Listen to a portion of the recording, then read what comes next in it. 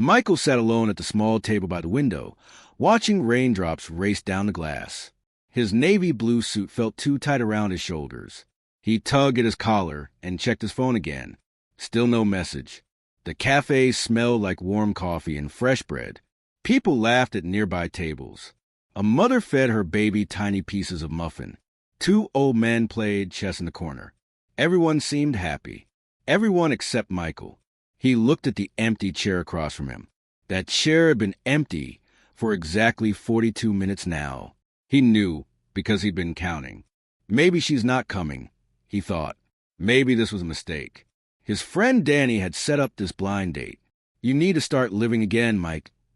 Danny had said last week, it's been 3 years. She would want you to be happy. Michael wasn't sure about that. He wasn't sure about anything anymore. The waiter came by for the third time. Still waiting, sir? Yes, Michael said quietly. Just a few more minutes. The waiter nodded and walked away. Michael saw him whisper something to another waiter. They both glanced his way. Michael felt his cheeks grow hot. Everyone could see he'd been stood up. He decided to wait 5 more minutes. Then he would leave. He would go home to his empty apartment. Heat up some soup and forget this whole embarrassing day ever happened. Thunder rumbled outside. The rain fell harder. People rushed past the cafe windows, holding newspapers over their heads. Michael checked his phone one more time. Nothing. For more minutes, he told himself. He stirred his cold coffee and stared at the empty chair. That chair seemed to be laughing at him. Nobody wants you, it seemed to say. You should have stayed home. A businessman at the next table kept glancing at his watch and shaking his head. Even strangers felt sorry for him. 3 more minutes. Michael's hand shook as he reached for his coffee cup. He was about to take a sip when the cafe door burst open. A little girl ran inside. She was maybe 7 or 8 years old, with dark brown skin that glowed like polished wood. Her hair was pulled into 2 puffy ponytails with bright yellow ribbons. She wore a pink sweater with a white cat on the front and blue jeans with flowers on the pockets. She was breathing hard, like she'd been running. Her sneakers squeaked on the cafe floor. Everyone turned to look at her. The little girl's eyes searched the room quickly, moving from table to table. Then her eyes locked on Michael. She smiled the biggest smile he'd ever seen. And then she ran straight to his table. I'm so sorry we're late, she said, sliding into the empty chair across from him. She placed her small hands on the table and caught her breath. My mommy's sorry, too. She's parking the car right now. Michael's mouth fell open. He couldn't speak. The little girl tilted her head and looked at him with curious brown eyes. You okay, mister? You look surprised. I think there's been a mistake, Michael finally said. I'm waiting for someone, but... I know, the girl said brightly. You're waiting for us. My mommy told me exactly where to find you. She said, look for the man in the blue suit by the window, the one who looks like he's waiting for magic to happen. Michael felt his heart start to beat faster. Your mommy said that? Uh-huh. The little girl kicked her legs under the table. Her feet didn't quite reach the floor. She says lots of things like that. She's special. The waiter appeared, looking confused. Is this your daughter, sir? No, Michael started. He's waiting for my mommy, the girl explained. Can I have some hot chocolate? With extra marshmallows. The waiter looked at Michael, who was too confused to say no. He just nodded. Coming right up, the waiter said, walking away slowly and glancing back twice. Michael leaned forward. Sweetheart, I think you made a mistake. I don't know your mommy. I was waiting for someone from work. A blind date. Do you understand what that means? Of course I do, the girl said. It means you haven't met the person yet, but you're going to love them when you do. Something about the way she said it made Michael's chest feel tight. What's your name? He asked gently. Lila, she said. What's yours? Michael. But, Lila, where is your mom really? Should I call someone? Are you lost? Lila shook her head. Her ponytails bounced. I'm not lost. I'm exactly where I'm supposed to be. With you. The words hit Michael like a punch. He felt dizzy. Why? He whispered. Why are you supposed to be with me? Leela reached into her pink sweater pocket and pulled out an envelope. It was white and slightly crumpled, like it had been held tightly in a small hand for a long time. "My mommy wrote you a letter," Leela said. "She made me promise to give it to you today. She said today was special. She said it was your birthday." Michael's hands began to shake. His birthday. He hadn't told anyone about his birthday, not even Danny. How did she? He started, but couldn't finish. Leela pushed the envelope across the table. "She said to tell you something before you read it." The little girl's voice got softer, more serious. She said, "Tell Michael that love never gets lost. It just takes a long road home." The cafe seemed to spin. Those words. He knew those words. His wife, Sarah, used to say those exact words. But Sarah was dead. Sarah had died 3 years ago. Michael's hands trembled as he reached for the envelope. On the front, in handwriting he would recognize anywhere, it said, "To Michael, open your heart before you open this letter. S." He looked up at Leela with tears in his eyes. "Who are you?" he whispered. Leela smiled that big smile again. "Read the letter, Michael. Then you'll know everything." Outside, the rain poured down. Inside, time seemed to stop.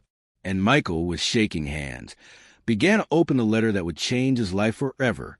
Michael's fingers trembled so badly, he almost tore the envelope. He stopped and took a deep breath. Leela watched him with patient eyes, like she had all the time in the world. "It's okay to be scared," she said softly. "Mommy said you might be." "Your mommy?" Michael repeated, his voice cracking. "Leela, who is your mommy?" But Leela just pointed at the letter. "Read it first. Then we can talk." The waiter brought Leela's hot chocolate. It came in a big mug with a mountain of marshmallows on top. She thanked him and took a careful sip, getting a white marshmallow mustache. She giggled and wiped it away. Michael couldn't move. The envelope felt like it weighed 100 pounds.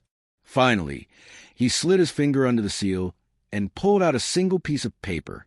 It was folded 3 times. He unfolded it slowly. The handwriting made his heart stop. It was Sarah's. Without a doubt, it was Sarah's loopy, beautiful handwriting.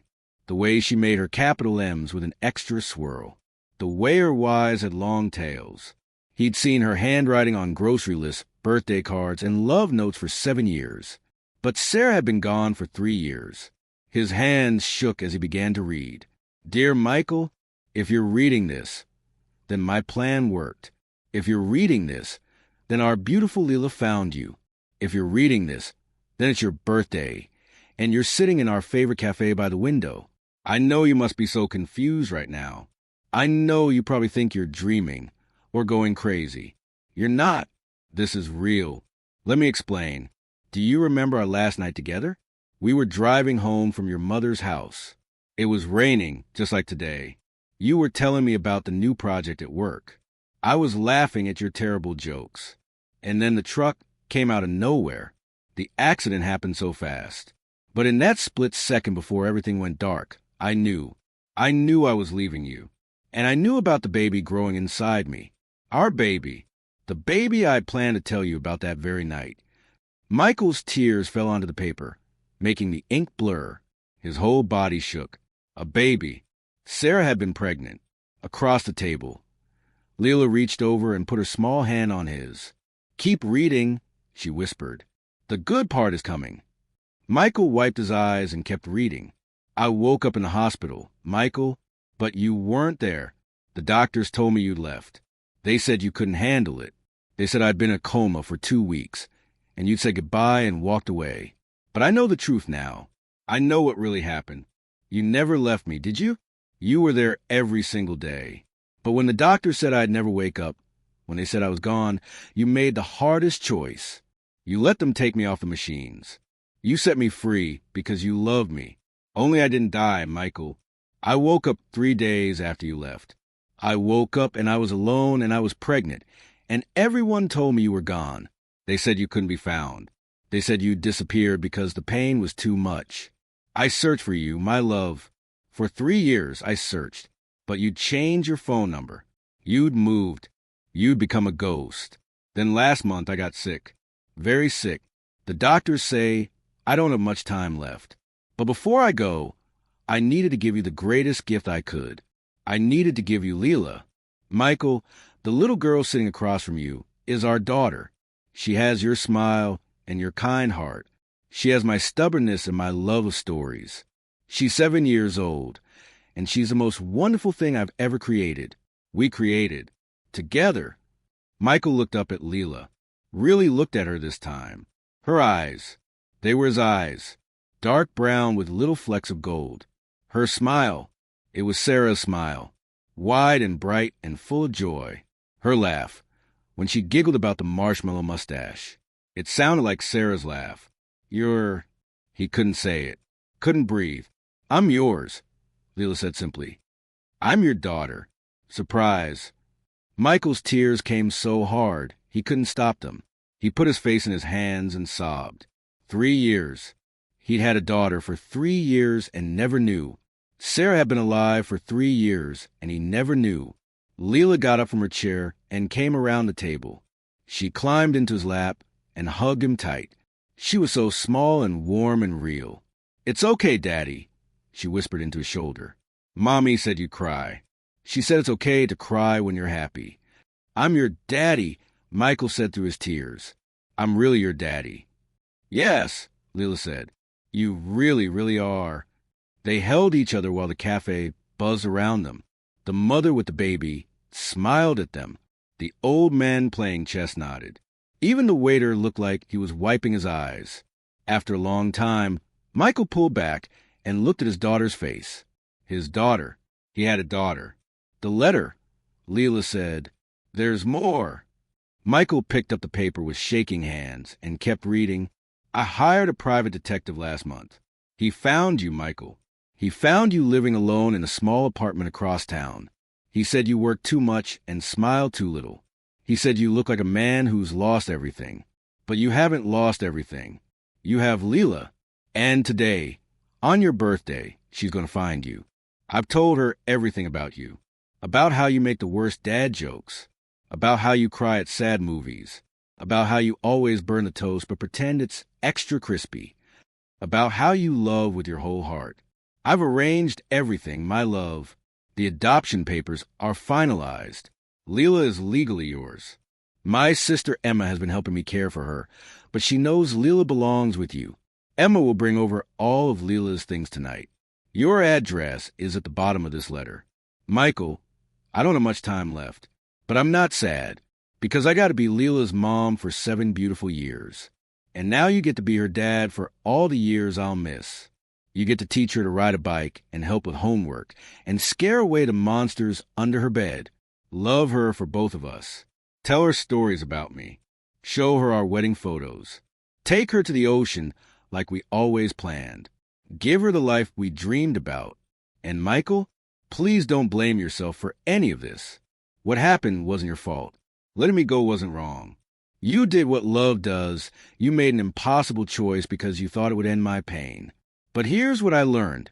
Love never really ends. It just changes shape. It finds new roads. It comes back in different ways. It comes back in a 7-year-old girl with your eyes and my heart. I love you, Michael. I always have. I always will. Even when I'm gone, I'll be there in every smile Leela gives you, in every hug, in every, I love you, Daddy. Take care of our girl. She's the best of both of us. Forever yours, Sarah. P.S. Leela knows where I am. When you're ready, she'll take you to me. I'm at Riverside Cemetery, under the oak tree we used to have picnics under. Come say goodbye properly. Bring flowers. I always love yellow roses. Michael finished reading and looked at Leela, his daughter, his little girl. Do you want to go see Mommy? Leela asked quietly. She's waiting for us. Michael nodded. He couldn't speak. His heart was too full of pain and joy and love and grief all mixed together. He stood up and held Leela's hand. It fit perfectly in his. Let's go, he whispered. Let's go see Mommy together. And hand in hand, father and daughter walked out of the cafe into the rain, ready to say goodbye to the woman they both loved and hello to the life they would build together. The rain had stopped by the time Michael and Leela reached the flower shop. The world looked freshly washed, like everything had been given a second chance. Yellow roses, Leela said, pointing to a bucket of bright flowers. Mommy's favorites. Michael bought the biggest bunch they had. His hand still shook as he paid. Everything felt like a dream. But Leela's small hand in his felt real. Warm. Alive. They drove to Riverside Cemetery in Michael's old car. Leela sat in the back seat, humming a song Michael didn't recognize. Every few seconds, he looked at her in the mirror. His daughter. He had a daughter. That's a pretty song, Michael said. Where did you learn it? Mommy taught me, Leela said. She made it up. It's about stars and wishes and people who love you even when you can't see them. Michael's throat got tight again. He had to blink hard to see the road. The cemetery sat on a hill overlooking the river. Michael had been here once, 3 years ago, for a funeral that never happened. He'd thought Sarah was being cremated. He'd thought he'd never have a place to visit her. He'd thought wrong about so many things. It's over there, Leela said, pointing to a big oak tree near the water. Under the branches where the shade is nice. They walked together through the wet grass. Michael's fancy work shoes got muddy, but he didn't care. Nothing mattered except getting to Sarah, except saying the words he should have said 3 years ago. Under the oak tree sat a simple gray stone. Fresh flowers already lay there, pink carnations and white lilies. The stone read, Sarah Jane Mitchell, beloved mother, forever dancing in the rain. Michael's knees went weak. He sat down hard on the wet grass. Leela sat next to him, crossing her legs and arranging her pink sweater carefully. Hi, Mommy, Leela said to the stone, like she was talking to a friend. I brought him, just like you asked. Michael couldn't speak. He put the yellow roses down gently, his hands shaking so badly he almost dropped them. I'm sorry, he finally whispered. Sarah, I'm so sorry. I thought I was doing the right thing. I thought you were gone. I thought... She knows, Leela interrupted softly. She told me to tell you she knows. She said she never blamed you for 1 single second. Michael looked at his daughter.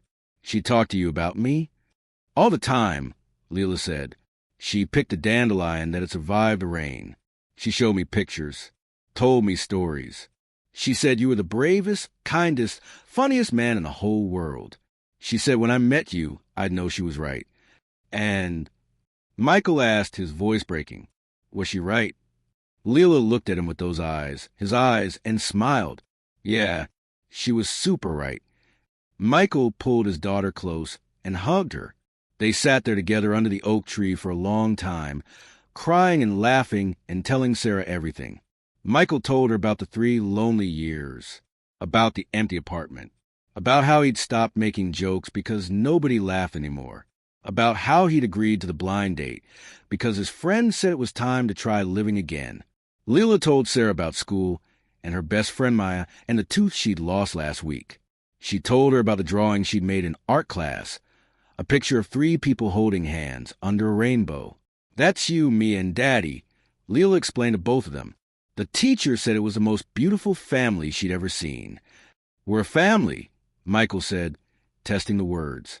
They felt strange and wonderful in his mouth. The best family, Leela agreed.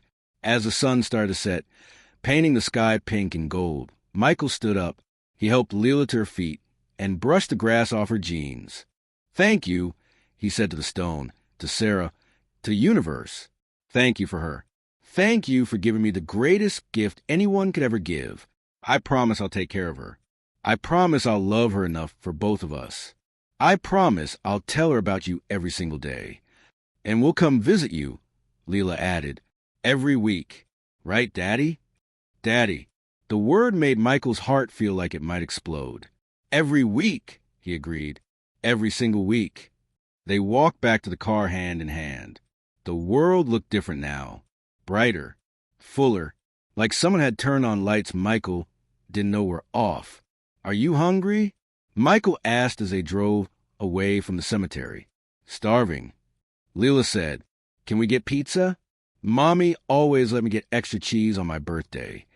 It's not your birthday, Michael said, confused. No, Leela said, but it's yours. And Mommy said your birthday is our family birthday now. The day we all became a real family. Michael had to pull over because his tears made it hard to see. Leela unbuckled her seatbelt and climbed into the front seat, which wasn't safe, but Michael didn't have the heart to stop her. She hugged him tight while cars drove past and the sky turned purple. I love you, Daddy, she whispered. I've been waiting my whole life to say that. I love you too, baby girl, Michael said. I've been waiting my whole life to hear it. They got pizza with extra cheese. They went back to Michael's small apartment, and Leela's Aunt Emma was already there with 3 big suitcases and 2 boxes of toys. Emma had Sarah's kind eyes and warm smile. She wanted this, Emma said, hugging Michael. She wanted Leela to know her father. She wanted you to have family again. Thank you, Michael said, for taking care of her, for helping Sarah, for everything. Love does that, Emma said. It takes care of things, even when life gets messy. After Emma left, Michael and Leela sat on the floor, surrounded by her toys and clothes. Michael's boring gray apartment suddenly had pink stuffed animals and picture books, and a little girl's laughter filling every corner. Mommy said you need help decorating, Leela said. She pulled out a drawing from her backpack, the one with 3 people under a rainbow. Can we hang this up? We can hang up everything, Michael said. They taped drawings all over the walls. They put Leela's stuffed elephant on the couch. They made room in the closet for her pink sweaters and flower jeans. They turned the spare bedroom, the one Michael used for storage, into Leela's room. At 8 o'clock, Michael found a birthday cake in his fridge. Emma must have left it. It was chocolate with white frosting and said, "Happy birthday, Daddy," in blue letters. They lit one candle together. Make a wish, Leela said. But Michael didn't need to wish for anything. Everything he'd ever wanted was sitting right next to him, wearing a pink sweater and a marshmallow mustache. I wish, he said anyway, for more days exactly like this one. They blew out the candle together. They ate cake with their fingers. They laughed at Michael's terrible jokes. They looked through Sarah's photo album, and Michael told stories about their wedding and their first apartment, and the time Sarah tried to cook Thanksgiving dinner and set off every smoke alarm in the building. At bedtime, Michael tucked Leela into her new bed, which was really just blankets on an air mattress until they could go shopping tomorrow. Daddy, Leela said as he turned off the light. Yes, sweetie. Mommy was right. Love does find its way home. It just takes a long road sometimes. Michael kissed her forehead, the longest road in the world. But we made it. We made it, Leela agreed sleepily. Michael stood in the doorway, watching his daughter fall asleep. His daughter. He had a daughter. He had a family. He had a reason to wake up tomorrow and the day after that, and every day for the rest of his life. That night, Michael dreamed of Sarah. She was standing in a field of yellow roses, smiling that smile he'd fallen in love with so many years ago. Take care of our girl, she said in the dream. I will, Michael promised. I'll love her forever. I know you will, Sarah said. That's why I chose you. That's why I'll always choose you. When Michael woke up, sunlight was streaming through the windows. Leela was already awake, standing in his bedroom doorway holding her stuffed elephant. Good morning, Daddy, she said. Can we have pancakes? We can have anything you want, Michael said. And so their new life began. They went shopping for a Rayol bed and rainbow sheets. They painted Leela's room purple, her favorite color. They visited Sarah every Sunday with fresh yellow roses. They went back to cafe every week and sat at the same table by the window, drinking hot chocolate and remembering the day Magic walked through the door. Michael taught Leela how to ride a bike, just like Sarah's letter said he would. He helped with homework. He checked for monsters under bed and found none. Only love, only family, only second chances. Some nights, when Leela was asleep, Michael would take out Sarah's letter and read again. Every word was a gift. Every sentence was a reminder that love doesn't die. It changes shape. It finds new roads. It comes home in the laugh of a little girl with yellow ribbons in her hair. The blind date had been empty until a little black girl in a pink sweater walked in and said, "My mommy's sorry she's late."